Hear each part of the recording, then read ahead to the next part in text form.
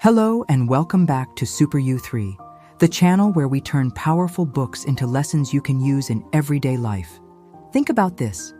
Every single day, you go through a wave of emotions. One moment you're laughing with a friend, then later you're irritated in traffic, or maybe you suddenly feel lonely or even numb. And here's the surprising truth. Even feeling nothing at all is still an emotion.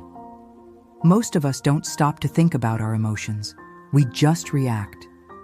Yet emotions shape not only our mind, but also our physical health. And while controlling them sounds impossible, the book Master Your Emotions by Thibaut Maurice shows us it is possible to understand them, manage them, and even use them as fuel for happiness.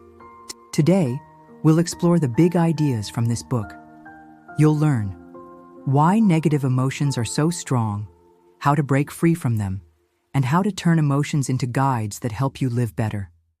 By the end, you'll see that emotions aren't enemies. They're actually teachers that can help you grow into the Super U3 version of yourself. Part 1. Why your brain holds on to negativity. Let's travel back thousands of years. Imagine our ancestors living in the wilderness. Every day was about survival, finding food, avoiding predators, and staying safe inside the tribe. Back then, the brain had one job: keep you alive. That's why it developed what psychologists call a negativity bias. Your brain is designed to remember painful or threatening experiences far more strongly than positive ones. Think about it. If a caveman forgot the joy of a sunny day, no big deal. But if he forgot the location of a dangerous snake, he could die. That bias still lives in us. So when your boss criticizes your work, or when a friend ignores your message, your brain reacts as if it's a real threat, sometimes with the same intensity as if your life were at risk. The problem is, in today's world, those events are not life or death. But our survival wiring doesn't know that. That's why you might spend hours replaying one negative comment even after receiving 10 compliments. The lesson? Happiness doesn't come naturally. You have to actively fight against this negativity bias. Part 2. The science of happiness. So how do we actually feel happy?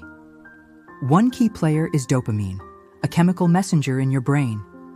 You get a burst of dopamine when you eat delicious food, win a game, or even check social media notifications. It feels great, but there's a catch. That pleasure fades quickly, and you crave more. This is called hedonic adaptation. It is why a new car or phone feels exciting at first, but becomes ordinary after a few weeks. Studies in positive psychology show that happiness has 3 main sources. 50% comes from your genetic baseline. Some people are naturally more upbeat, others more neutral. 40% comes from your daily mindset, habits, and internal choices. And only 10% comes from external events, like money, promotions, or achievements. This means chasing material things can only give you short bursts of happiness. Long-term joy comes from the inside, your thoughts, your routines, and how you respond to life. Part 3. The nature of emotions. Now, here's something powerful. Emotions are temporary visitors. They arrive, they stay for a while, and then they leave. When you're frustrated, angry, or sad, it can feel endless. But every emotion, no matter how strong, fades with time. Take the example of Penelope. One morning she overslept, rushed through breakfast, and ran late to work.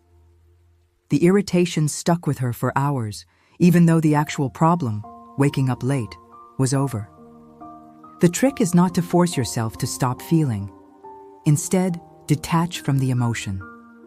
You can say to yourself, "Yes, I feel annoyed right now. But this feeling is temporary. It will pass." Negative emotions aren't useless. Anger can motivate change. Sadness after losing someone can deepen your gratitude for loved ones. Fear can protect you from reckless risks. So instead of labeling them as bad, recognize them as signals, messengers carrying valuable information. Part 4. Breaking the cycle of negativity. Here's a trap many of us fall into. One negative emotion triggers a chain reaction. Imagine you fail a test. You start thinking, "I'm not smart." Then you remember other times you made mistakes. Soon, you're not just upset about one test, you feel like a failure in life. Sophia, for example, often got angry at herself for small errors. Every mistake triggered old memories of past failures, which fed her belief that she was a loser. But when she began observing her thoughts, she broke the cycle.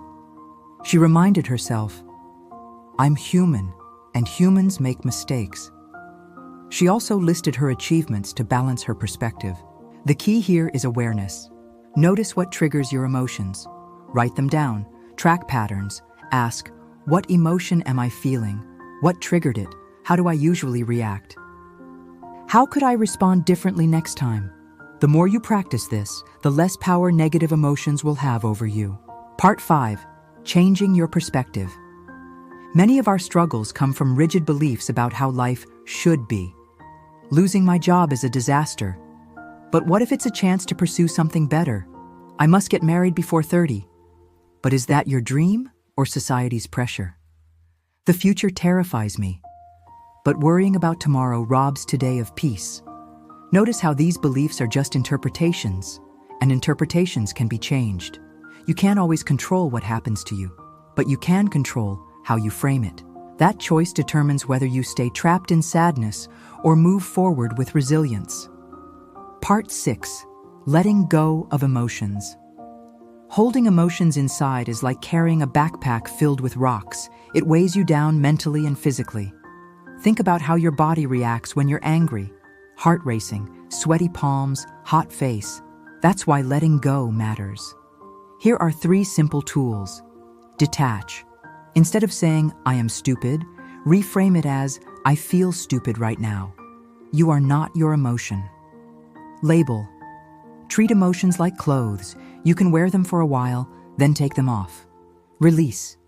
Don't replay the story over and over. Let the emotion come and let it leave.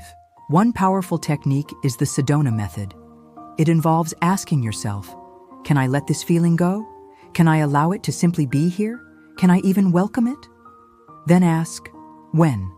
The answer should always be now. Repeat until the emotion loosens its grip. It sounds simple, but simplicity is its strength. Practice daily, and you'll find yourself less controlled by emotions and more at peace. Part 7. Emotions as guides. Remember, emotions aren't just obstacles, they're also signposts. Take Harriet. She felt constant stress and unhappiness at work, in her relationships, even in her hobbies. Instead of ignoring it, she paid attention. That led her to make a huge life change, moving to a new city. Suddenly, she felt alive, energized, and hopeful again. If she had silenced her emotions, she would have stayed stuck. By listening to them, she discovered the direction she truly needed. This is where self-awareness comes in. Jim Dethmer and Diana Chapman describe it in their book, The 15 Commitments of Conscious Leadership. They use a simple question. Am I above the line or below the line? Above the line, curious, open, present, responsible. Below the line, defensive, negative, blaming, closed off.